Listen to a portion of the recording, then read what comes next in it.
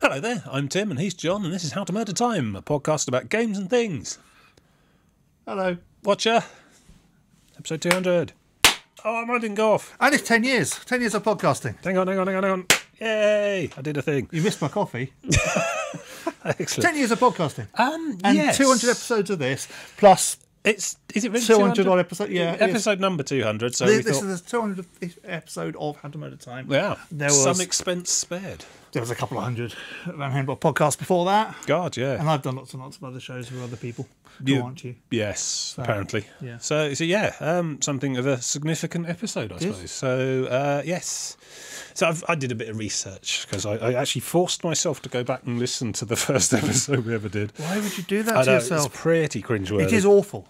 Yes, it's all very, tentative. Although some of my musical choices were questionable for a podcast, but I'd forgotten about lots of time I listened to it. We had music, yeah. I mean, you can't even be bothered to put a theme tune on the front I don't anymore. like theme tunes on podcasts because I listen back at 1.3 speed now. So, and it all sounds a bit weird yeah. and stupid. So stop putting theme tunes on your podcast, people. It Fair annoys me. enough. Well, who can argue? So Van Hemlock podcast number 1, March the 3rd, 2008. Yeah. So we're a little bit early, but if We recorded a bit basically 10 years, yeah. Well, it works out with the next episode. Coincides. The next episode covers it. So this is our last episode of this decade. Of it not being this decade, Yeah. before it's that decade. We're into our second decade of podcasting. Yeah, on and off. We had a few breaks here and there, but Yeah. on the whole, consistent drivel for a very long time. It becomes easier to do it than not do it, to be honest. Has been drivel. Yeah. Shall we go over I made some Go notes on, then. about the first Yeah, episode. then, that's just it. What mistakes did we make? In the first absolute episode? meta nostalgia episode. This. If you're interested in hearing about what we've been playing, you might as well come back in a week or something. Yeah. So yes, I've written. We were doing it fortnightly back then as Yeah, well. we were. I think we did it weekly for a while, didn't we? We did 2 a week at one point. Oh God. We had the news one and the episode. Yes, because we We went nuts. Yeah, well, I mean, I don't know. We had some kind of public service broadcasting remit thing going on at the start, so You there was quite news like and BBC stuff. 4. I thought, yes, my inspirations were largely Radio 4, which perhaps is not really appropriate for the cutting edge of, what is it, vlogging now, isn't it? Yeah. So, What have they copied off us? so I've always come at this from entirely the wrong perspective. Yes. So music, I've written there, exclamation mark. We just had constant music all the way through, bedding Yeah. the entire thing. That must have taken ages to edit. Not really. No? Oh, okay. No, if it taken ages to edit, then it would sound better. Fair enough. We wouldn't still be doing it, yeah. Not bad stuff. Down-tempo lounge ambient, yeah. Electronica, yeah. That's not See, bad. I've made a personal note there. Can you find out what the track was at 23 minutes, is that the 26 Butterfly Wings seconds? one? I don't know. That's what I want to know, yeah. Episode 1, 23 minutes in, I'll have a look. 26 seconds, thank you. I you not quite like the Shazam? track from that. I don't know. Shazam, yeah, technology that didn't exist back then. Still an hour. Nerves. Yes, I sound quite nervous and tentative on that first one. Well, it had I just taken don't me care about anymore. 6 months to trick you into doing it. Yeah. It was something I'd been toying with the idea of doing for like a year or something. And just, yeah. I found our first ever recording, which was Oh, did we do some us test playing runs or Patapon. something? Oh, dear God, the first ever sound check. and Loco Roco. Bonus feature, yeah. So I blather on a lot introducing the pair of us, and I'd noted in there that I'd been doing online gaming for 9 years prior to that. Yeah. So 2001, 2000, I was early EverQuest. So, Yeah, 99-ish. So I'd like to think my credentials are somewhat in order for this. At the time, I was playing Second Life, Tabula Rasa, EVE Online, and Puzzle Pirates. Which is All of those games are still going and very successful. quite an eclectic mix. Yes. Well, I mean, Second Life is Second Life. It is still going, but it's not nearly the big media darling everyone thought it was going to be about 5 years no one's ago. mentioned it ever. I haven't been in there in a very long time. Tabula Rasa, yeah, that sort of, I don't know, I must have been in there about sort of 3 months before it all started to go pear-shaped. So, launch. It wouldn't last very long, did it? It was like 2 years or something. Was it still his Tabula Rasa, or was it just Well, Tabula I Rasa mean, at that point? because I've got notes further down, because the sort of first proto what we're playing segment of that show was basically me banging on about Tabula Rasa for half the episodes. EVE Online's still going, and there's an interesting news thing there. This is being recorded in mid-February. Just for the record, at mid-February it was still going. Really? We'll revisit it by... Really? I mean, I don't really follow it much myself anymore, but I do occasionally look at massively overpowered, and they talk about it now and then. And from what I gather, there was some massive, big, multi-million-dollar Isklos war thing just happened recently. It was very disappointing. What I think is happening with EVE Online at the moment, and forgive me if I'm completely wrong, is that they're selling off all their companies to try and get more cash. They don't have growing subscriber numbers, and they're a little bit worried about cash. From what they were buying up all sorts of stuff, and they sold it all now. I think EVE's problem is they've never really cracked that second game problem. They've tried stuff, that Valkyrie thing, the Gunjack thing. There's that virtual reality tennis Spark, that's Gladiator thing. I don't know what that was. There was they bought White Wolf Games, then sold that, and that was going to be a World of Darkness MMO. Massive loss. The Walking Stations thing, I think, was a spin-off from some of the early work they were doing on that. The Walking Station stuff's gone now, or going, I believe. It's like they've hit on a really good formula for EVE, but can't break away from that. And anytime they try anything different, it tends to sort of go badly for them. EVE's problem has always been it's never been able to move past that solid core customer base. They never managed to get it up into the many millions. I don't know what the state of Puzzle Pirates is anymore. I think that might have been a passing fad for me. Is it still going? I think it still is. Yeah. It's a simple. It's it's a kind of proto Sea of Thieves, but with a lot more Tetris and little Lego type people. I think I prefer Sea of Thieves. So apparently back then you were playing World of Warcraft, and you'd noted that was your second go at it. Yeah, second attempt. That didn't last very long. Yeah, and you were playing EVE Online as well back then. That did last long. Yeah. Do you still subscribed? No. God. How long were you subscribed for without? So from the last time you played, no, I'm definitely not. You were definitely subscribing but not playing for a couple of years or so. I've keeping that skill train considering going. I started playing at launch, and was subscribed constantly for it must have been a long time. Was that in the nature of supporting a work you believe in, or was that just you couldn't be bothered to stop subscribing? Skill training. Is it the exploitative nature of the skill training model? Exploitative nature of the skill training model. And also being CEO of a company. You were, and all of that bollocks. You ended up in charge of a whole load of stuff in there. Yeah, I was only a figurehead though, because I didn't want to do any of the real work, and I had corporate management 5, so I could start the alliance. You were the character. You were the. It's traditional for that to be a mule rather than an actual player who gets suckered into training. Okay, fair enough. Yeah. See also the city we had in Galaxy. Oh yes, anyway. That keeps happening to you, doesn't it? Yeah, it does. We did news. I know. Back then we used to. Well, as far as I could tell, I mean, even on our very first episode, it was largely you reading out a news item and then me having a half-assed opinion about it, and not really understanding. Yeah. So we ditched that fairly early on. No, we didn't. That went for a long time. Did we? Yeah, it got moved out the main show into its own show. Oh, yeah, the own show. Oh God, yeah. And people keep saying they should bring it back, and no, the news. Our news section was awful. I think the basic problem is that I just don't care. No, I don't care. Really. It's a real hard work following. Well, it's all right following. I mean, I'm not even the sort of MMO gamer now who follows the games I actually play. I just turn up, I play, and that's I take them for what they are, and I don't really look forward particularly to there's a big thing coming soon. I just play. I could do this week's MMO news. Yeah, go on. Or online gaming news or whatever. Yeah. Loot boxes are a problem. People like them, people don't like them, and they're a bit exploitative. Derek Smarter said something stupid. Star Citizen still not ready. Yeah. You could play that all year if you want. I don't know. I kind of look at the mass. Yeah, like I say, mass. What used to be Massively, and they got sold off from AOL. They were going for ages. We wrote for them for a while. We did. We were paid writing. We were proper gaming journalists. Proper journalists for like a month or two. Until I think somebody put a harsh comment at the bottom of one of my articles, and I ran away sobbing and didn't do it anymore. So I realised it was killing my love of gaming. Yeah.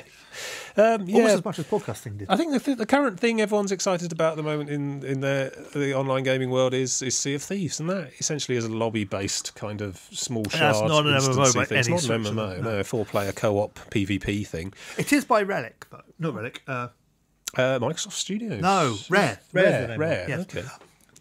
Well, Relic, because of the stupid Relic news this week. I hate Relic. Yeah, no, they're by Rare, who, of course, started off by doing Jetpack. So, do you want me to run down the news items we talked about on our first show? Oh, go on. We can see what we think now. So the first item we had was an article entitled "EVE Online Can Last 50 Years," which now, in hindsight, is quite hyperbolic and quite naive. But I'm not entirely sure about Christmas. I don't know. There was just some. I think it was actually some out of context quote about the server architecture or something like that. It wasn't actually to do with necessarily the game itself being that popular and lasting to 2058 or something like that. I mean, but it has lasted 10, 20 years? No, 10 years at least. 2003, so it's 15 years already. I mean, 50 is stupid. I mean, none of us are going to be around in 50 years, let alone EVE Online. But I'm not planning to be around then. But yes, so it was a sort of general purpose thing about the longevity of EVE as a concept and stuff. But you don't think so? No, it does not feel... It seems hostile. I don't. I'm just talking. It doesn't feel like a healthy product at the moment to me. Looking from the outside, it may be fine on the inside, but the few EVE bloggers that I still read aren't that enthusiastically happy. I know nothing about the game anymore, and probably am not qualified to make any kind of observational comment at all. But it never stopped us, as the first episode showed. I would say its problem is that it's just so relentlessly hostile to new blood. Yeah. It is a bear pit. It is Lord of the Flies, and the people who play love it that way. And in a way, I think some of CCP's problem is that they're a little bit held hostage by their player base. Yeah, the hardcore veterans who don't want it to change, don't want it to appeal to new players, don't want it to be different. They love it for what it is, and that's fine. It's great if you've got a game you like and enjoy. Problem with that is, even the most ardent EVE player is going to get bored eventually, and the numbers will tail off. There is normal churn and grind. I don't know what the numbers are like. Perhaps people can probably tell me I'm talking cobblers, and that their concurrency on their player concurrency numbers for Sundays afternoons are the highest they've ever been, or whatever. I don't know, but it's always had this reputation, the bad boy of the MMO world, and if that's the reputation it wants, then well done.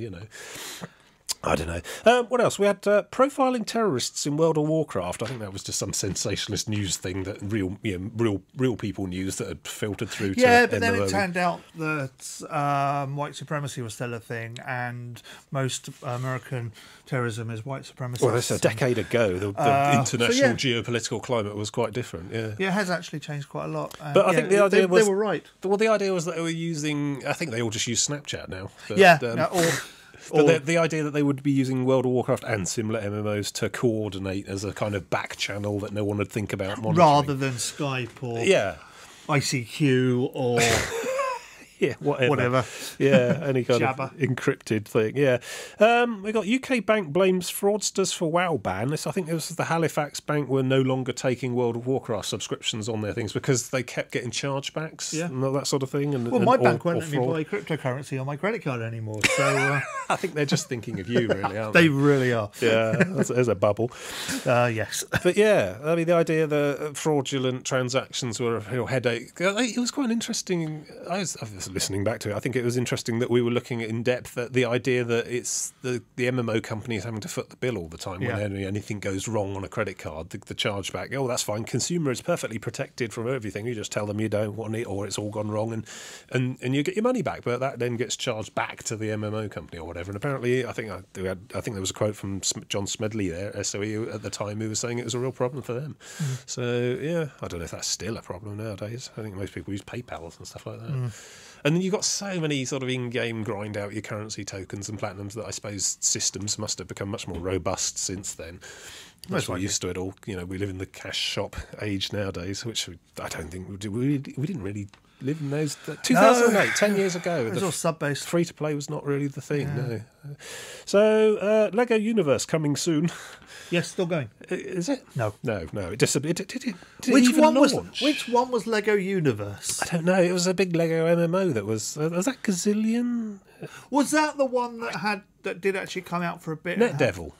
NetDevil, who did Jumpgate and not much else. They were then given the massive Lego MMO gig. You'll forgive me if I'm a little bit fuzzy, because many Lego games have come and gone in that time. But it's not the minifigure-based one. But I don't know. Based on the collectible. It's already fading into the mists. I think it was the one where you went around and you had these little kits you could build. And I don't know. The idea was obviously that there was going to be... Didn't you play something? I played several. There was a demo. I think I did play. Or something. Yeah, it was terrible. It was awful. Yeah. But I think also they had a lot of problem policing chat and stuff like that. How do you detect a Lego penis? Well, quite, yes. You were dubious about it back then, I've written it. Yeah. All Points Bulletin coming soon. Still out? Still going? It came, it went, it died, and then it was like resurrected under new management. It got released on consoles a couple of years ago. I don't know. And it is still there on Steam. All of the Xbox type video people were playing it and laughing at how laughably bad it was. Yeah. The driving was terrible. It was buggy. It looked awful. But that was by the Crackdown people, I believe, and it killed them, didn't it? Yeah. So, we don't mention that. No, fair enough. Crackdown 3 out later this year. But almost certainly not by the same people, no. So we managed the 5 news stories. Was that 6? Yeah. Well, we did them in 15 minutes. Yeah, so we're much better at news. We are already. Yeah, it's just 10 years out of date. Yeah. Although, could any of those stories they could be today? I know they're all ageless. I don't know. Does it feel like the genre's changed significantly? Yes, in 10 years. It went away. Fair enough. So then we spent the rest. Out loud. Well, I say we. I mean, I spent the remaining half of that episode going on about my time in Tabula Rasa. Did I look around the room bored? It was a video. We were audio only back then, so they couldn't see you looking around the room bored. Yeah. No. And I don't think I let you talk about what you were playing back then because it was all about me. Hey, focus. So yes, the Tabula Rasa news. The 1.4 patch had just dropped. Wow. Yeah. Was that the game changing? They just added hybrid races instead of humans. You could be half aliens as a character thing. Okay. Why? For some reason, we were talking about the agency. The agency was going to happen. That was going to be Sony's big contemporary spy MMO. Yes, that was going to happen. It didn't. No, it didn't. It got a Facebook game.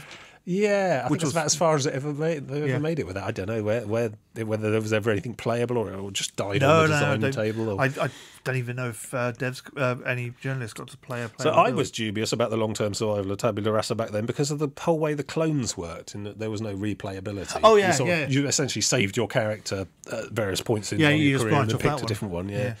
So how did that work out for them? It didn't last very long. No. Auto assault similarities. I swear I even remember some of the incidental in-game music. They reused some of the music, assets, but the feel of the game was very similar, but on foot as well. Too quick leveling. I was very dismissive of Richard Garriott's name attached to it. It didn't seem. Well, yeah, he's a spaceman now. No, yeah. What's he doing now? I don't know. No, it is. It's the Kickstarter Shroud of the Avatar thing. Oh, isn't it? God, yeah. He's basically rebuilding Ultima Online again because Tabula Rasa didn't work and there's no real long-term prospects for a spaceman in this day and age. Did I back that one on Kickstarter? I don't know. You tend to back everything. We were all excited about the idea of PAUs, which was going to be some kind of vehicle, some kind of mech suit type thing, and that never. I think they showed up briefly in the "Hey, we're closing. Go and play with everything we have." Yeah. It's a bit buggy. Yeah. There was a big nerf to hit points. All the monsters suddenly had massively greater hit points and regeneration in order to make the game slow down a bit because people were getting bored and running out of it. And then I did a really bad Bruce Forsyth impression, which I'm not going to recap for you here. I don't know. I think my point was that you could put any name on the front of there, and I picked Bruce Forsyth's name as a random example. That's something that's changed. Richard Garriott's Tabula Rasa was the big thing. That's something that's changed in 10 years because he's dead. Well, he's dead now. Yeah. I feel bad. Yeah. I shouldn't have taken the piss back then. But I should put his name on the game properly. Well, yeah. Also, I was playing Audio Surf and was quite excited about that. Oh yeah, well, really? I haven't touched it since. So there we go. So yeah, that was our first episode. It was an hour long. It was largely what we do now. We haven't changed. No. We haven't learned. No, but I don't know. You've got some notes. I've got some notes. Let me look at my notes, which are buried under. Somebody's put parking. Hang on. There we go. My face. My beautiful face. That one didn't go off. It's all stuck. Oh, God, it smells of gunpowder. It does smell of gunpowder. Again. Okay. At least it smells of the good sort of gunpowder this time. Yeah. Right, 10 years. Stuck to my glove. Why are you wearing gloves? Because it's freezing in here. It's not freezing in here. Something wrong with you, freak. Yes. What are your notes? 10 years, right? Yes. Have we learned anything in 10 years as an industry and as people? As people. As an industry. This is the big. How was the industry moving? How has things changed? Learned? It's free to play, isn't it? It's got to be the big thing. I mean, are you talking MMOs in general, or just everything? Games in general? Because free to play came along in MMOs to deal with the fact that people didn't want to sub. That must have been starting around 2008 back then. I'm trying to think when Anarchy Online. That would have been the first. Anarchy Online decided, oh God, we can't compete with World of Warcraft. Have our game for free. And then there was DDO. Which actually I don't know if it was accident or not, but they sort of designed. It worked for DDO because DDO was essentially about buying Dungeons and Dragons modules and playing them. So they went with the unlockable chunks of content through Cash Shop, which was the sort of proto free-to-play age that we're in now. I mean, I don't remember there being much in the way of loot, XP boosters and all that kind of crap, But now, the free-to-play thing has... It's everywhere. It's in your full-priced single-player games. Well, multiplayer games. Actually, it is in the single-player games too, isn't it? If anything, the single-player gaming has learned some useful tips of monetization from our beloved MMO genre. Yeah, I blame World of Warcraft, of course. I mean, it's all World of Warcraft's fault, everything, because it was just so good that no one else could really compete. So they had to start giving their game away for free. Do you remember when Bartel said that if he could do anything, it would be uninvent World of Warcraft? And everyone gave him a massive amount of hate for that. I think he was quite insightful. He was very right. It would be interesting to see where MMOs I'm not sure went. uninventing World of Warcraft would help, because if World of Warcraft didn't exist, someone else would invent it. But the problem is that World of Warcraft came along. Yes, it popularised what was a very niche genre in EverQuest and Ultima Online and Asheron's Call. It made all of the games which weren't like it have to be like it, and that stifled everything. Well, it owned the eyes of the mainstream game industry to the idea that you could charge people £10 a month for the same game over and over and over, and you wouldn't have to make a new game. Yes, you make expansion content, and then you charge a new box price for that as well. But the idea that games as a service, the whole concept. I mean, it was a really freakish. I mean, it's a really freakish outlier that really put lots of people off in the days of EverQuest. You had to be, because that was the days of dial-up. Remember, I paid ridiculous sums of money yearly on phone bills. So the idea that I'd pay another £10 a month to access EverQuest was nothing, because I was already paying well more than that in phone. But then they had the quite obvious problem of, if you have to pay a sub to play, you can't just dip in and have a quick go. Well, what subscription MMO gaming did was, unless you were particularly decadent and had the disposable income and the time and all that sort of thing, you were typically locked into one MMO. You could afford one, really reasonably justify one MMO subscription a month, because they were $10 a month, $15 a month, even back then, $10 at least. And so you'd have to think, right, okay, which game am I going to play? And then having essentially signed up for a service contract to play a game, you then feel that the whole sunk cost thing, you feel, all right, well, I better stick to this game to get my money's worth, and I can't, justify, And then it was such a faff to unsubscribe and to remember to unsubscribe, and particularly if you do more than 1 month at a time, you get your bulk discount for like 3 months or 6 months or whatever. Then you think, all right, well, I'm going to stuck with this game for 6 months now. And, friends, even on the rare chance that you knew people in real life and friends who also played online gaming, the chances of them being on the same game as you are quite rare, and also on the same server, or even in the level bands. I mean, all these things I bitch about all the time about levels, group composition, etc. They were all ironclad rules back then, and no one had any sympathy for it. Yeah, and so that huge heap of problems basically strangled the MMO genre in its infancy, kept it small, back in the day, a third of a million people played EverQuest 1 at its peak, and we thought that was mind blowing. Yeah, we did. We thought we thought nothing could beat EverQuest, and then along comes World of Warcraft. Tens of millions. Star Wars Battlefield 2 sold 9 million copies and was considered a flop for not selling enough. Yeah, but Star Wars Battlefield 2 is not selling itself to the same players every single month. Funny you should say that. They need to turn that back on. It's one of the reasons why it's... anyway. Yeah.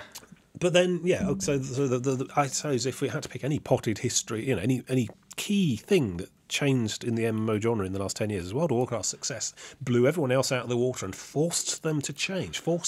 You could no longer bet your game against World of Warcraft in the battle for one subscription. Yeah.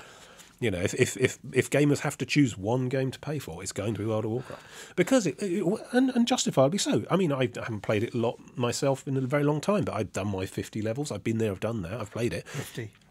Yeah, in fact, last time I played was before Burning Crusade. It's probably a bit different now. We can do it in a day. Yeah, apparently it's quite fast. But it was polished. It was well put together. They spent a lot of money on it. It was accessible. The key success, I think, well, partly Warcraft, well-known IP, that brought a lot of people in. Yeah. But then way more people have played World of Warcraft than the Warcraft games, I'm sure. Yeah. Certainly back in the day.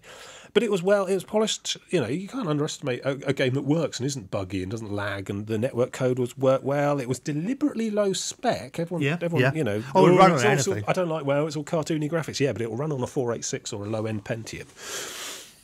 Probably, or more importantly, it'll run on whatever laptop you have. Yeah, probably they've had some graphical upgrades and engine upgrades since then. But back then, that was a real thing, especially when, you know, so because EverQuest 2 came out the week after World of Warcraft. And EverQuest 2, they bet on single processors getting more and more powerful forever.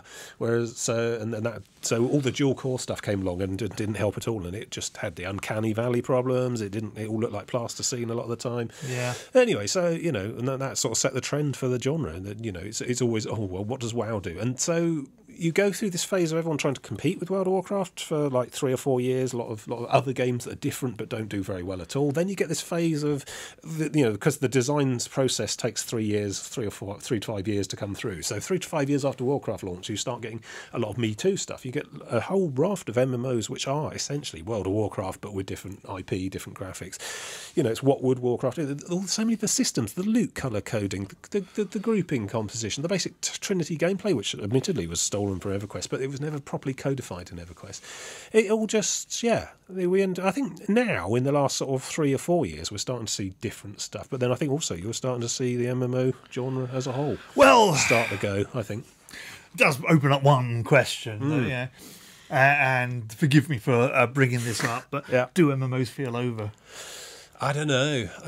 I think they're not new. They're not interesting. I mean, it seems to me, like I say, I don't follow news much nowadays. I don't really, you know, wait in keen anticipation for the next big thing. You know, we're now in the age of survival sandboxes. We're in the age of small group sort of shared layer instance things. That was the thing, wasn't it? MMOs were the next big thing because everyone was chasing that sub. All thousands of players in one game. Well, forget that. That's irrelevant. It was the companies wanting people to pay monthly for their games so that they got lots and lots of money. Yeah. And everyone was chasing that for a while, but it never really got that big because you couldn't really compete it. And then everyone decided, right, we're going to make MOBAs then. MOBAs are big. There's a couple of big MOBAs. We're all going to make a MOBA. Yes. And now they're all shutting down. And everyone's making a battleground style game. Yeah. Oh, a survival sandbox for a while. Sea of Thieves is a PUBG game, essentially. It's just on boats and you're a team of 4 instead of, you know, solo. But yeah, it all comes and goes, I suppose. But what I think MMOs probably as a new, cool, hip happening thing are over. But what I think is that in the time since 2008, since 2000 or whatever, that MMOs have gained enough regular, loyal customers to keep themselves going forever. Obviously, my generation, we'll die off eventually, and then there'll be no one to replace us, and there'll be no MMOs. But the people that still play things like Lord of the Rings Online now, or Anarchy Online, or World of Warcraft, are people who've been playing it for ages and ages. Do they attract new players at all at this point? Or is it just curious? I suspect there's a kind of, you know, permeation and osmosis of new players coming in to see what it's about, and some people getting hooked and enjoying it. But I don't think it's, you know, the cool thing. Retro gaming now? You go along because, you know, you quite perhaps you want to go and have a look at the old game. If it isn't already, we will see that, I think, in the next 10 years or so. A whole generation of, you know, people going back to really old MMOs, just like abandonware. The problem with that, of course, is when an MMO dies, unless people can pull together a server, it dies. We can't go back to Auto Assault. It does happen. I would love to go back to Auto Assault and have a look. Well, it needs a certain critical mass of popularity in the first place. SWGMU has about 1,000 to 2,000 players regularly. And that's essentially a hobby reverse engineered Star Wars Galaxy server. I believe they might even have got jumped to Lightspeed now. I don't know, it was pretty feature complete last time I looked, so last 6 months or so. There's a Warhammer Online one, there's a bunch of other ones. There needs to be the passion, and that's what drives the sort of nostalgia, the abandonware-esque attitude of it all. But there's even been the old World of Warcraft one and things, but there's quite a few of those. But they tend to keep the. Well, that's because World of Warcraft hasn't gone away yet. No, but people want the original game. Well, that's you get schisms. Games change over time, and you can never go back. I think that's one of the appeals of the genre. But then, exactly that nostalgia, you can never go back sort of thing. I sometimes, very rarely, I try to go back to EverQuest 1 and to find the game I was playing in the year 2000. You know, the year 18 years ago. That's gone away. It is not there anymore in their live service. They've revamped so many of the starter zones and the classes, and the feel of the XP, you know, game is much, much faster. But so in a way, you can't go back to the nostalgia stuff in quite that same way, which is where all this, vanilla Warcraft server mania comes from, and why they keep shutting down vanilla things, and why eventually I imagine Blizzard probably will do some kind of vanilla thing, or at least, a token nod to the idea. Oh, maybe. Or they might just not care. Well, yeah. You got to wonder exactly what percentage of their income is now WoW. But yeah, we see the lesser MMOs come and go by the wayside, shutting down and so on, just dwindling away. I mean, quite a lot of the Funcom stuff's on life support now. Yeah, I think Age of Conan and Anarchy Online are officially on maintenance now, although they did get some recent big patches or something. I don't know. But of course, Age of Conan basically got replaced by a survival horror game. They took all the assets and devs off it and put it. The Conan Exiles thing. It's another build your fort, fight off people, that sort of thing. Yeah.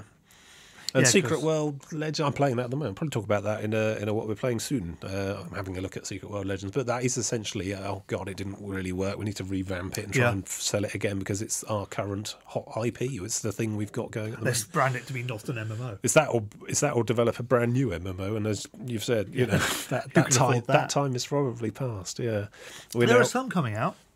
Occasionally, the MMO podcast people will mention them. I think what we're in now is the age of the Kickstart nostalgia niche project. MMOs as the massive World of Warcraft beta, or even World of Warcraft itself, are pretty much over. I would agree. You're not getting any of the big devs or the big publishers. No, but you are getting the big devs, but they're not getting studios or financial backing. They're going straight to nostalgic ex-MMO gamers of a certain age and asking for money directly and getting it. Yeah. And they're building things like Camelot Unchained. They're building this Shroud of the Avatar thing, Gary. It's basically rebuild. It's essentially Ultra Online 2 of another name, but he's going straight to what, the Shroud of the Avatar. No, I'm pretty sure it is an MMO. I'm really not paying much attention to it because I don't care. Yeah, I think Mark Jacobs is building another revamped Dark Age of Camelot, essentially, in Camelot Unchained, and apparently that's going quite well. It's getting to betas sometime soon, I guess. And this is the age, I suppose. Is it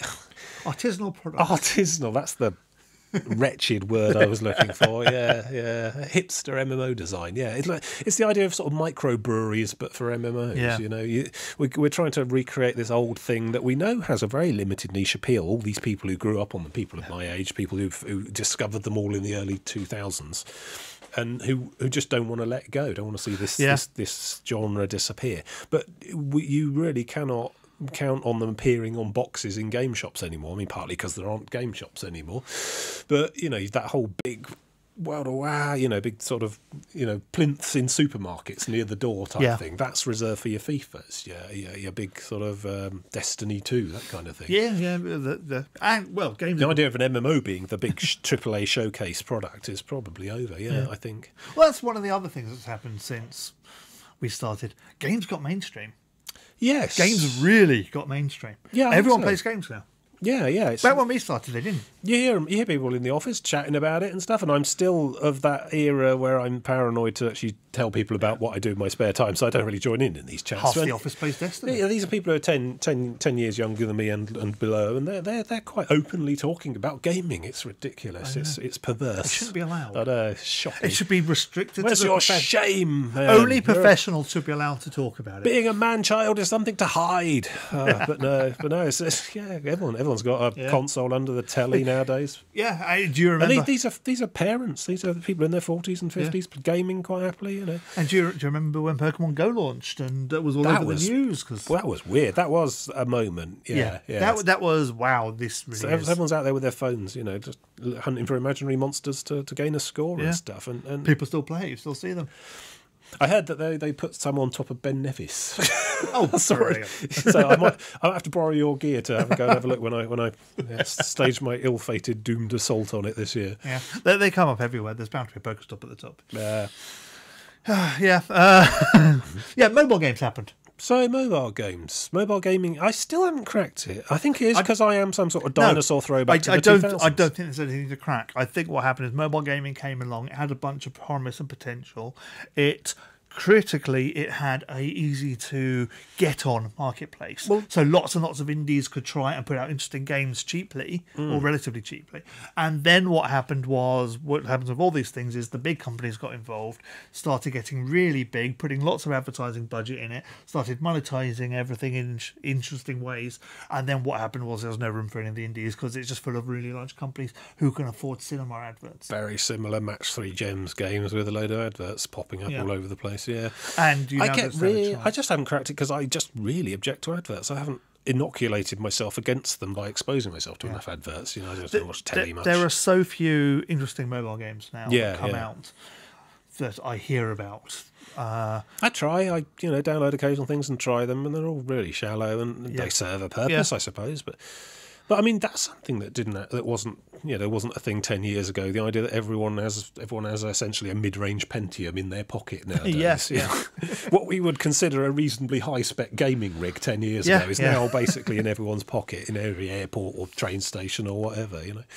And the form factor's the thing. The tiny screen, the input methods, their challenges. I still don't think have been properly solved yet to my satisfaction. But yeah. So the idea of gaming as a concept, as a thing people do, I mean, you see people, the old Black Mirror everywhere you look, bus stops, in offices, in cafes and whatever.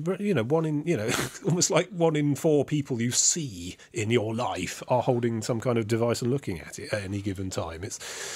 And you can go off on one about the whole Black Mirror aspect of it, but the idea that what are those people doing? And they're not all reading Dostoevsky, are they? They're not all planning their finances. They're looking at cute cat pictures. They're looking at cat pictures. They're watching Facebook. A lot of them are playing games. The games being played, computer games being played, is such a massive thing now compared to 10 years ago.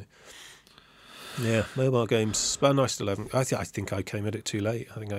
For me, a computer game is something complicated that you need a big box to sit in front of and that you need to spend 3 hours doing. Also, like we said, crowdfunding happened. Crowdfunding, Who could have seen that one coming? I honestly didn't. No. The idea. I always thought that. Even back to 10 years ago, we had a sense that computer games cost too much to make, but we didn't think there was any real alternative. You can't just ask people for money as like a tip jar, but it turns out you can. And there are sites and services that have come up to facilitate that. Your Patreons, your Indiegogos or whatever, your Kickstarter itself, obviously, and some people just go straight to the public. You're not even using those. Your Star Citizen being the big example. I think Elite Dangerous, they just went with direct. Oh, you do. You do it through that, and then you go and have direct funding. But now they do it through selling stuff on the store. Oh yeah. Well, it's there and launched now in Elite Dangerous' case, so they've moved to a different model. And people don't mind paying I think a lot. Quid well, there's the danger. Now, I mean, I'm sure I've ranted about this and tangentially on many recent shows. The idea that it gets to the point where it's not actually in a developer's interest to finish the game anymore. Once the game's finished, they can't really ask any more Kickstart money. No. Which I have a lot of problems with the Kickstart culture, but it does sort of work. And I think if as we'd said earlier, that the idea that MMOs are now becoming an artisanal retro nostalgia thing, then the only way they're going to get made in the future is by appealing directly to the people who actually want them. Up until that time, when one of the big games companies decides to do something interesting and reinvents them and they maybe get somewhere close to the potential of MMOs. But is there still a role for publishers? Yes. Publishers are very risk averse, particularly the venture capital behind the publishers. I mean, everyone's quite happy to shell out a load of money for the next GTA and the next FIFA or whatever. Yeah, somebody's got to put money up. And who puts the money behind the indie darling that could transform the way we game? Oh, no one at the moment. And you're more likely to see it with the Sonys or the Microsofts or somebody trying to prove a point. I suppose if you're big enough to have a bit of spare cash, you don't mind putting a flutter on something unproven. Then the Microsoft and Sony's try new things constantly because they want to get more market share, and Microsoft put an awful lot amount of effort into putting indies onto the system. Sony have put an awful lot of effort into putting VR onto the system. Both of their attention spans on those two things are about as what you'd expect. But I mean, I would have thought we'd have seen crowdfunding fatigue really shut everything down by now. Oh, it's getting there. The amount of games Kickstarters last year was really down. And I've done no research at all, but I just sort of pull a number out of thin air for successful kickstarts versus failed kickstarts. We're talking less than half success. It's going to be way less than half. But the ones that succeed really well.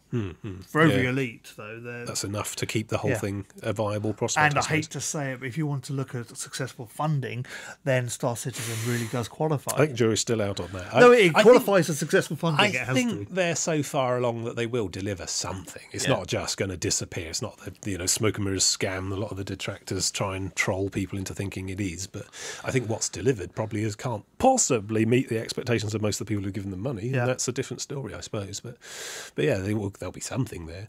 As to when, I don't know. What else has happened? Oh, PC died repeatedly. PC's dead. Yeah, that was a catchphrase. I remember that was one of our podcast catchphrases for like a good 5-year stretch in the middle there. Yeah, PC gaming's dead. No, I think PC gaming has been declared dead so many times now. I think the PC, it depends what you mean by a PC. I mean, well, what happened was, of course, that very high-spec gaming rigs, I suppose, are relatively rare, but everyone's got some kind of laptop or something. The times I can remember it happening was the consoles got popular, PC was dead. Yeah. Well, it's usually any time a console release comes out. It's, no. PC sales collapsed, PC is dead. Mobile gaming killed the PC. Yeah. My PC gaming is still very much there's too many games on Steam, that killed the PC. And there's Steam not curating anymore, getting rid of Greenlight. That was a kill PC. Yeah, kill PC. Yeah.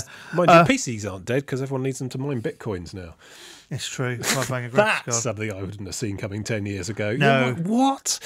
Future Tim appears with the mirrored shades 10 years ago and explains about Bitcoin and cryptocurrency. I think I'd just tell him to go away and don't be stupid. I'd say what the price is down to, but that's going to really date it. Yeah. That makes me really cross, Bitcoin mining. Oh, well, no, I mean, just the concept of Bitcoin mining when you could be doing something like donating your spare PC cycles to help map cancer proteins or something, There's three sorts of people in the world, aren't there? There's people who, when they finish using their PC, they turn it off. There's people who, when they finish using their PC, get it mining Bitcoins. And then there's people who, when they finish using their PC, get it to search for aliens. Or map proteins or whatever. I'll just walk away from the PC. Well, some people just never turn them off. Some people are using them all the time. My PC upstairs is doing nothing. Okay. I could have had it pre-render loads of heating your room. The idea of Bitcoin is so wasteful of electricity, of PC hardware, and it's like we're doing this on purpose and we're being paid for it. It's like, I don't know. It fundamentally makes me cross do you know how on that a sort works of ethical and moral level. You mine a Bitcoin, you don't actually get a Bitcoin. No, you get a chance to get a bit of a Bitcoin. Oh, it's a lottery. It's a lot box as well, is it? Yeah. That doesn't surprise me at all. What else? Microsoft is putting effort into PC games. Are they? That's happened so many times in the last decade that I can't remember. Every so often they turn around and say, we're going to focus on PC games for a while now, and then forget it instantly. I get the impression it's difficult to call out Microsoft as a whole entity for doing anything particular. There's various bits of Microsoft that vie for each other for the resources and have different agendas, I imagine. Yeah, at the moment I think they're only trying to do PC gaming again. I wouldn't have guessed at Windows 10 being the current thing 10 years ago. 10 years ago, I would have been using probably Vista, maybe. Yeah, we were doing Vista. Yeah. So why would you not have guessed at Windows 10? I don't know. I just wouldn't have thought they'd have gotten that far in. I thought they'd have kept going with Vista. They skipped 9. Oh, well, there you go. They cheated. And 8, they had to get rid of really quickly. Much like Vista. And Vista took so long to come out because they promised to move on a stick. I liked Windows 7. It was okay. I still use it at work. Yeah. What else has happened? Games got cheaper to make. Not the big ones, but could you have foreseen? No, this is what you bloody called this. This is you basically calling the sort of utter desolation and destruction of the mid tier of game development. Well, games got stupidly expensive to make and almost cost nothing to make as well. Yeah, and that does not work that well. Suddenly you got this. There's nothing in the middle. You've got they're either GTA 5 and they cost like 200 million to make and made about 100 times that back, or they're Flappy Bird. Yeah, I mean, I regularly follow the Steam new tag. That must be so painful. It is quite painful because what they've had to do, because they got rid of Greenlight because they couldn't be bothered to do the admin You or now the just curation. have to pay $100. You pay $100 or whatever, and your game will be put on Steam regardless of content or what it is. And some of the stuff. And now on the new page, they've got a tab with popular and trending new, and that's where the proper stuff is. And then there's a new tab which is hidden by default, and you click on it, and there's just so much crap in there, and a lot of it's really, a lot of it's quite horrific in concept. A lot of it's got MS Paint as a little image art. It's just asset flips. Steam don't care as long as someone gives them £100 every time. Who would have seen 10 years ago that there'd be free game engines that you could just use for free without any problem, and in the online store for the game engines you could buy a example project which you could then just use compile and release a game for and upload to Steam. Who would have? You'd have to be insane to think that anyone would let that happen.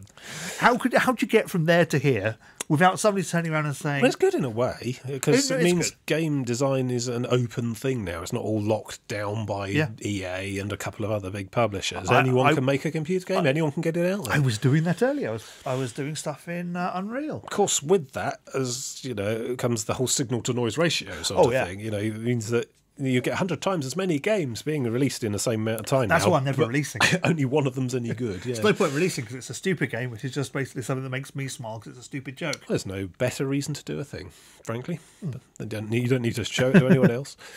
You're enjoying doing it. Yeah. Oh, who won the console war? Who won the console war? I don't know. Nobody. There were no winners. It always strikes. I don't know. I think they've done such a good job of corralling their own customer bases that it's essentially three different wars, each of which only has one participant. Yeah, I think the customer lost the console war because in 10 years you've gone from an original Xbox 2008, or was the 360? No, 2005 was 360. So you've had to throw your 360 away, and you've now bought an Xbone. Is that still a thing? Yeah. You've thrown your Kinect away because that twice. You're on your third model of Xbone. Oh right, okay. The incremental ones. You had that one. Then you had the 4K capable, and then you had the one last year, which is the more powerful 4K one to go with all the television. To go with the television. Okay, and then you've thrown. You've had two PlayStation 4s. You've had a PS3 as well. A PS3, yeah. That would have been thrown away. Was a PS2 before 2008? Oh yeah, that was before. Yeah, way before. Okay. And how many Nintendos have you got? You've had a Wii. You've had a Wii, Switch, which did really well. You had the Wii U, which did not do really well, and then you got the Switch, which is now doing incredibly well. Each of these boxes would have retailed for about £300 to £400 new. Yeah. Plus all your games. More than that, some of them. And many of the games are not backward compatible by design. You've had how many VR headsets and ping pong balls on sticks? And Sony have sold the ping pong balls on sticks twice. Right. They've sold the iToy camera and various bits of it about 200 times, promising each time that it was going to be supported this time, and it never was. And So in all that time, I think I've had one new complete PC rebuild for about £600 worth, and maybe 2 or 3 graphics cards. Yeah. So I don't know. It's all much of a muchness, I guess. It really is. An expensive hobby, no matter which way you play it, I suppose. Yeah. Oh, digital distribution happened. Games went digital. Do you remember back when you used to get stuff on disc? Oh, you still do, you freak. No, I've gone full digital. I can't remember the last time I actually bought a physical game with a disc. I think the last thing I got was the last Mirror's Edge, because it was really, really cheap on Amazon. Yeah, and all that comes in those is a disc with some files and a code you enter into Steam. Origin. I think I'm probably talking some. I don't know. I'm honestly racking my brains to try and think of the last, actual DVD dual case I bought, and it would have been probably some kind of Oblivion expansion. I think for the last 3 or 4 years, I bought all my stuff off either Steam or GOG now, game wise. I know what mine is. Yeah, it was Prey. It was a couple of weeks ago. It was really, really cheap. Okay. In closing Tesco. down sale. It was in Tesco, being sold off really cheap. Someone to get rid of their stock. I bought a game or two from a supermarket. Yeah. Yeah, supermarkets selling games, being the go-to place to buy games. because you don't get a game because it's really expensive there. And they keep closing their stuff down as well. Yeah, the game isn't that anymore. Game is a mobile phone second-hand reselling shop nowadays. They won't be around for much longer. Well, but then I remember back in 2008, not the first episode, but certainly within the first 10 episodes, we would have covered at least one story where there were the big war between game publishers and game bricks and mortar retail stores about second-hand resale stuff. Yeah, and that's what all this Day One DLC was all about. What the special unlock codes was all about. Basically, the season passes. Remember those? It was an industry at war with itself, and basically publishers versus distributors. Yeah, publishers versus bricks and mortar stores, and essentially publishers have killed the distributors now. I mean, they still exist. To be fair, it's not only the publishers that did it; it was the internet and broadband speeds. It removed the need for the distributor. You don't need to go and buy a disc. Why do you need to go to a shop when you? Even if it takes overnight to download, it still just takes. It's there overnight. in the morning and you're done. Yeah, and as much as I like to complain about my rubbish broadband here, lots of people have really, really fast broadband because they live in towns. And the idea that the idea that all PC gamers are thieves was always the problem, because copy protection, DVDs and so on, secure ROM, etc. That's all gone away now because it's all it's gone away because every bloody single player game you buy nowadays makes you sign up to their always online connectivity service to make sure that you're not cheating and not stealing from them. Well, they've all got their lobby, they've all got their storefront. They've all got a lot of them still have copy protection. The copy protection is doing quite well. I mean, the last Assassin's Creed was only just hacked after 3 months. And that's the key bit where people would be pirating it. I suppose, I don't suppose anyone expects it to last forever. It just needs to last long enough. Okay, something else has happened. Yeah. Good old games. Good old games. Who would have thought that a storefront which just specialises mainly in older games would be really successful? They've definitely changed since back then. I don't know how long have they been going? It's 2008, I suppose. They must be enough time. But anyway, so much of that time. And originally it was we're just gonna the really old Origin stuff, Ultima Underworlds, the Baldur's Gate, Eye of the Beholder, all those sorts of things. Dual Populous. Yeah, essentially a kind of but they'd gone the extra mile compared to most abandonware sites in that they'd actually tracked down legal rights to be able to sell the stuff, and then done quite a bit of post work on these games so that they'd either bundle it with DOSBox or do whatever necessary to get them running on modern PCs for compatibility. An invaluable service that means that I'm quite happy to pay for a game I'd owned 20 years ago again. I've been playing quite a lot of games. It's often easier to just buy and download it from GOG than find your own discs and then getting it working. Getting it working, exactly. But then they've, I don't know, in the last sort of 3 years or so, they've really gone all out on full price major titles as well now. They're going up against Steam. They're catching up Steam. And I like it. We got 2 storefronts. I'd rather support GOG because it's DRM-free. I don't know if we worried about it in 10 years ago, but something I do worry about lately, and certainly in the last couple of years, is the idea that Steam is essentially the platform owner for PC gaming.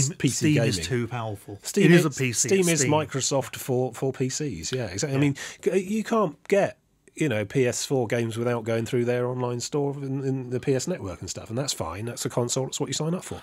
But the idea that Steam has become so ubiquitous and powerful that it's the de facto way to get games on a PC now. Although it should be said that some companies do have their own. Blizzard sell their own thing, and very rarely they can Origin. They can pull that much clout back. Although Ubisoft always seem to put their games onto Steam anyway. I wouldn't think of while. Yeah, exactly. It wouldn't occur Origin to me. Don't. It wouldn't occur to me to go to Origin. I mean, which is why, to be honest, I always forget I own Ubisoft and Origin games because I never start their stupid client. Yeah. Well, this is it. It's become essentially the gaming operating system for your PC, and that's worrying. So it's good to see Good Old Games getting a reasonable market share and getting a higher profile. The best thing that Good Old Games does is their Connect program.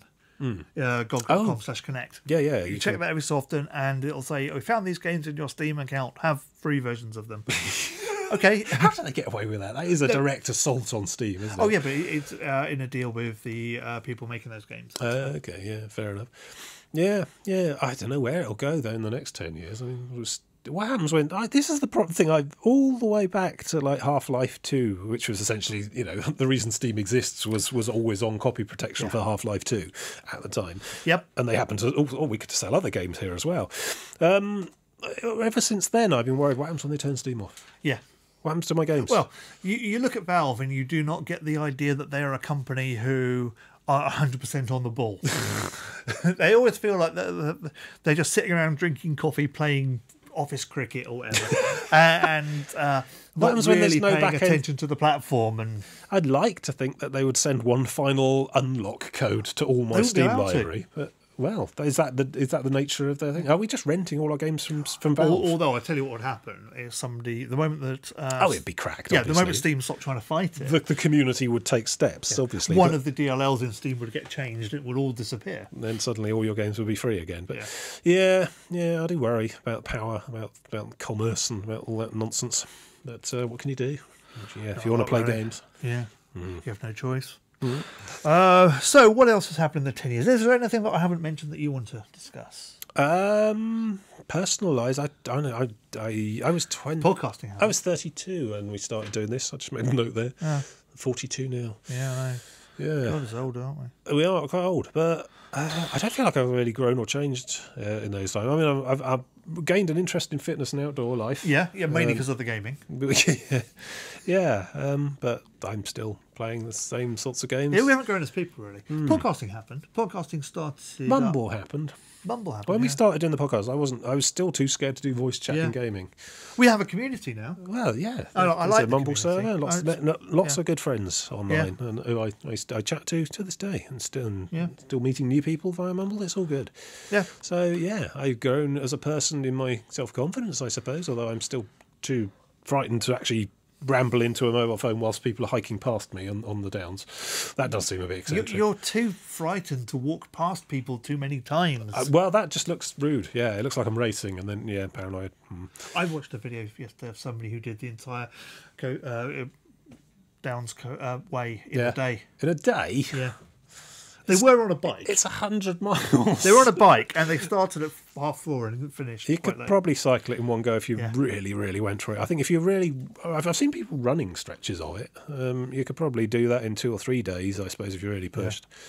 Yeah. But when you get to the end, you're going to have to walk all the way back. Yep. So, about you? What have you learned or grown or done in the last decade? I wouldn't have got into. Have you got a show for I wouldn't have got into audio editing and video editing. Without all this. The video. Yeah. Hello. That's new. That's something I didn't think we'd be doing. No. Also, I wouldn't. YouTube stars. Was YouTube such a thing back then? I think it probably was. No, not as like it is now. It was around. I think that was 5. Anyway, it's made me a lot less frightened about talking. I don't have any qualms about talking in front of people now. Yes, it's definitely. I find myself going into podcast persona in job interviews and things. It's helped me with that. During meetings as well. I actually finished a work meeting with so see you next time. And I thought, oh God. And then I stopped because I was waiting for you to go goodbye. It was all a bit odd. Yeah. So that's a bit strange. Oddly, at work, everyone who listens to the podcast leaves shortly afterwards. Fair enough. Yeah, it's weird. Yeah. There's useful podcasting skills. I recommend giving it a go. It's not as scary as it seems. I think I've gone off gaming. Well, you don't really game as much. I don't game as much as I used to. I think you've burnt out a bit. I've burnt out. Also, most modern games don't seem to interest me as much anymore. I'm doing a lot more retro gaming. I'm playing Spectrum games more. I seem to be just gaming as much as I ever have. You see my tweet earlier? I found the manual for Lord of the Rings adventure game on the Spectrum. Oh, wow. Yeah. I had a section of multiplayer, which was basically you can each play each character and just pass over. Take turns typing stuff in. It's funny. Wow. Yeah, I got massive box of Spectrum games next to my desk, and I just dive into it every so often. Well, that is hardcore nostalgia, yeah. And that's not even the working Spectrum. It's... Basically, I don't think I've learnt anything over this time. We just got to the point where we do this out of habit. It is easier to keep going than the stop. listeners and the viewers watch it out of habit, and it's just basically you are welcome. We value you. It's just a way to let the world know we're not dead yet. Yes. It's become a kind of diary for me, really. It helps me organise my thoughts a bit, just to relate them to someone. Do you think we'll be doing this in 10 years? I don't know. I don't think so. Will there be an episode 400? It won't be in 10 years. It'll be way earlier than that if we do it. Because we keep restarting the numbering. We won't keep restarting the numbering and make different shows and take years off. And It's hard to tell. The idea of 10 more years scares me, to be honest. Also, the way We'll gaming be in would our be 50s. Yeah. Maybe. Is that a I problem? haven't died on a trail somewhere. More likely to be dead. Yeah, good point. Akeley reminded me you need to write your name and address, or my name and address on your phone, so that if you do die out on the walk, then I get the footage. I'll be dead. I don't care. Yeah, I do. It'll be someone else's I problem need at the that point. footage. It's one of the nice things about being dead is you don't have to worry about that kind of tidy up. Yeah. I think there will probably be an episode 201. Yeah, I'm all right for the next one. I know It's there's about 10 years' time. there's at least one more walking video, and if you do a bit more walking, how many more episodes you got after that? Is it 2 or 1? One more to go, I think. Okay, there's 2 more walking videos of this series, so I need to think of something content. And I'm for back the on off the week. back on the Devon coast path in May. I think, So for another week. Okay, I've got a month to fill. Okay, I need to figure out some more content to deal with our off weeks. You could do a thing. I'm doing a thing. I've started doing a thing, but should every do a time I thing. look at my thing, I think my thing's rubbish, and then I realise that it's based on a Don't Netflix worry. show. Don't worry about the rubbish And thing. I feel guilty about the name, so I now need a new name for the thing. Basically, I wrote some music and did a title sequence which was rubbish. I need to do a better one. Yeah. I would like to hear from you in the comments of YouTube or whatever if you've been with us for On 10 years site. as well. I'd just love to know who's stuck it out this long. Yeah, if anyone- is anyone out there at all? You know, Actually, no, I know Hello? there are people out We there. do, They- yes. They People- talk to me and tell me. Yeah. If you have been around if you've made it for 10 years of this as well, then well done you. Actually, when did you find us? How did you find us? How long have you been doing this? Tell us your stories about the last Yeah. 10 years. I keep imagining we pick up new people on YouTube as well, because we'll just be being pushed to random people. But I bet, yeah, we had a lot of good friends have come and Yeah. gone over the last Yeah. decade, so it'd be good to hear from you in some shape or form. Yeah. Especially if you've been listening since the start and have never mentioned it.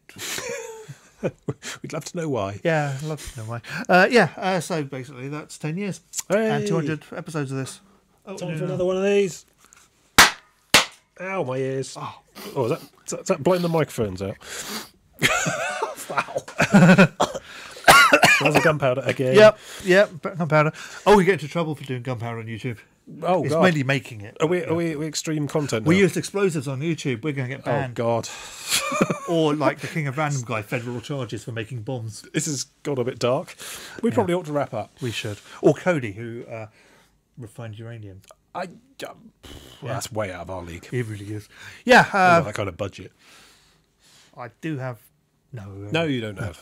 No, I don't have. Actually, there's a lot of flammable stuff in this room. If you think Let's move swiftly along. of it. Yeah. Do so spill. you can go along to hanaboutotime.com where you can see all the many episodes we've done. So many episodes. You can go Including right back to episode 1. It's there. It is It's there. a bit of a hard listen. episode but 2's better. some of the music's quite nice. Yeah. I need to figure out. It does get better, yeah. That was quite a tentative and nervous session, that, I remember. Yeah, you can also go to YouTube. You can get the video versions of this with our fantastically decorated studio.